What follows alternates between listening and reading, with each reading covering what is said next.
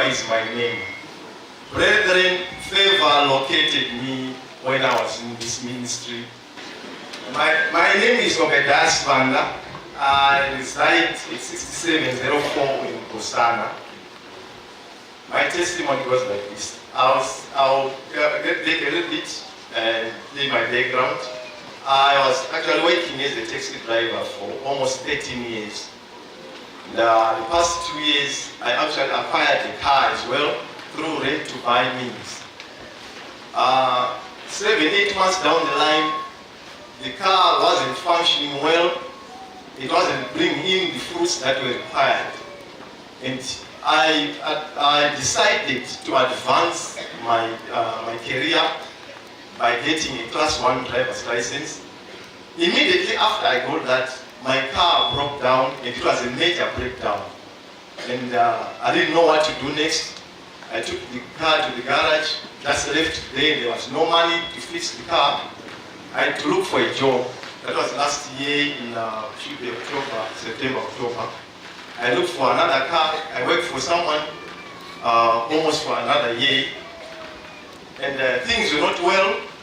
It was working from hand to mouth. It was so difficult. I wanted a job. I looked for a job everywhere. I made applications, my CV, I prepared, sent to most of the tourism companies that employ drivers, Class 1 drivers, and they were telling me I wasn't qualified enough because I needed what they call a tour guide license. And that would cost me almost about $300 to make it, so $270 to $300 a day. So I didn't get that much. Until one day, last month, that was, I think, the 1st of August, when we were celebrating Papa's birthday. It was a Wednesday service, and Papa came here and said, God said I should give you a present.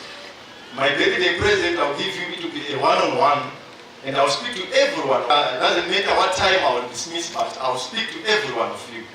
And I was excited that I was going to speak to my father for the first time one-on-one. Brethren, do not belittle that session of one-on-one, because there is power in that session. I was given that opportunity to speak to the men of God. And I spoke just a few words because things were not well with me. And whatever I did didn't go anywhere.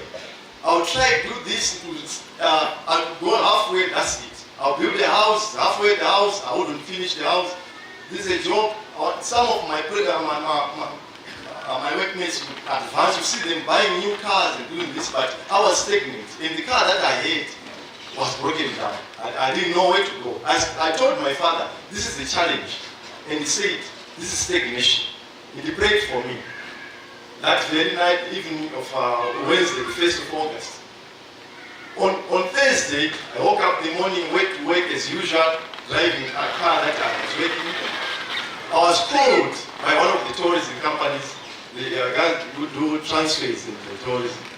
And they called me around 11. They said, can you go and pick one bus in Kosana where they park the buses and go to work?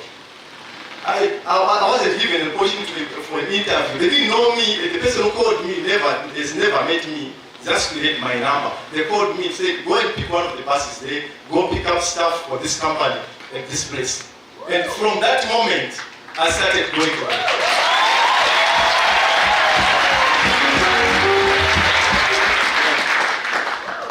It was from the 2nd of August until almost the whole month I was working at that company. I never went back to be a taxi driver again. Things changed from that day. On the 28th, this is another testimony. On the 28th, I received a text on one of the ministry group chat. It was on my wife's phone and showed me there's a vacancy that's being advertised by one of the daughters of the prophet. And I contacted her. She said, you can come over to our office and see the personnel. No, to be honest, I just went there. I didn't expect to get the job. Because I saw myself being as unqualified. I didn't know that there was favor that was upon my life. For the head that was laid upon me on the 1st of August. Doors were opened. I didn't know that because I was still doubting. I was looking at myself and my qualifications and all those things. But God has already opened the door. I went there, even as I entered the office and I was speaking to her, I wasn't expecting anything fruitful. She said, just sit there, wait for the man, you'll be ready in the next few minutes. Then he called later and I went there. Brethren, as I entered the office, this man, as he looked at me, he looked satisfied. It was almost, I've got someone I wanted. You know, even the way he was speaking to me, he was even concerned. Why are you taking this job? And will you manage to work in such conditions? He was actually concerned about me. Instead of me, when he was talking about everything, he was talking about the contracts and everything.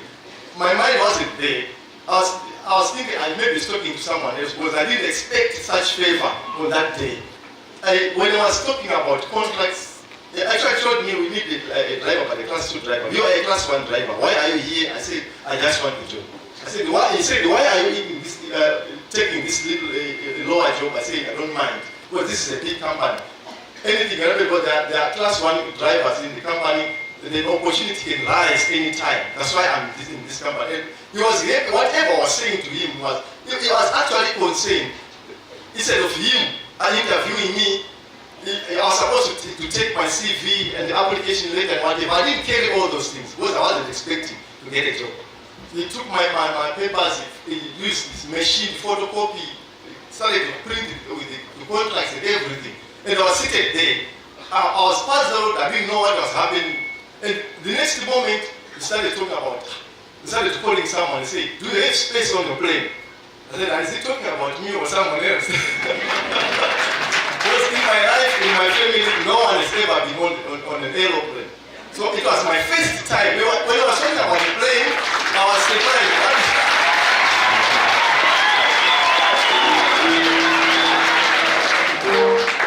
So I said, Obadiah, when are you ready to start work? I said, soon. He said, even tomorrow morning. I said, yes. He started to call this person and said, please, make a booking for Obadiah's family. You pick him up from Sprayview, take him to the airport. And whenever I was saying all those things, my mind wasn't even there. Because I wasn't expecting to be there. The next minute, he was talking about uniforms. He started giving me a pile of papers. You need to sign this, sign leave forms, sign this and that, NASA forms and everything. And he was saying, you know, we are going for, you will be on probation for the next 3 months. All those were happening to me. It was like a dream. And I didn't know who to tell, how to react, and I was so excited. Can you celebrate the Master Jesus? My name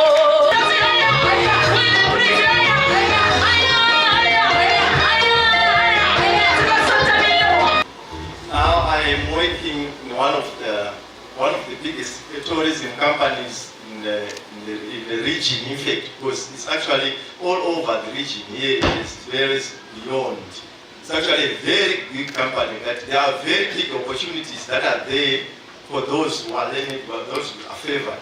I want to thank God for my father, who has opened doors for me in my life, and I never expected to be where I am today. It was my desire, it was my dream to work in the wilderness areas where the animals.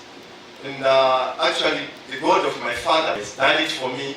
And wherever I am now, I don't even know what to say, what to do for him. Because he has done a lot. I never expected to be what I am today.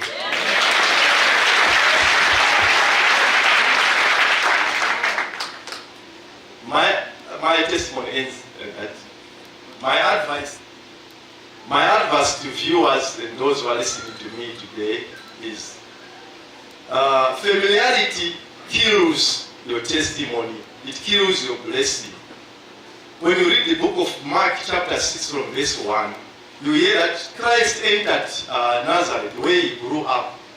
And when he preached in the synagogue, the people who knew him, you see, people who knew him are the ones who looked at him. They looked at him as someone they knew. We went to school with him. He's a carpenter. The sisters are here, the brothers are here. We know him. And the Bible says he only performed the fewer miracles. Brothers and sisters, we know our father from school. You know our father from work or wherever you grew up in. But this one is not the person that you knew.